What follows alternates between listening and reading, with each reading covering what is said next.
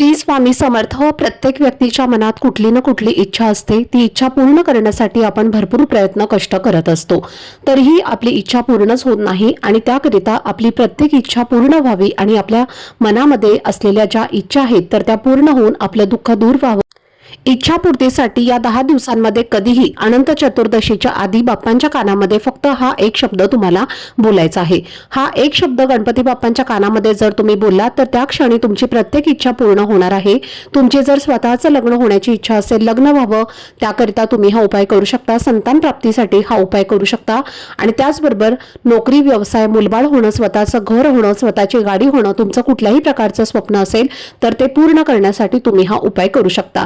तर तुमचे प्रत्येक स्वप्न आणि प्रत्येक इच्छा या उपायामुळे पूर्ण होणार आहे. तसेच कर्जमुक्ती सुद्धा तुमची होईल. त्याचबरोबर दुःख, आजारपण, एखादी व्यथा, मानसिक त्रास, जे काही तुम्हाला अडचण आहे तर ते दूर करण्यासाठी तुम्ही हा शब्द बाप्पांच्या कानामध्ये म्हणायचा आहे.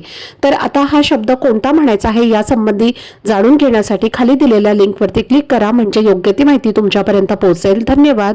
श्री स्वामी समर्थ.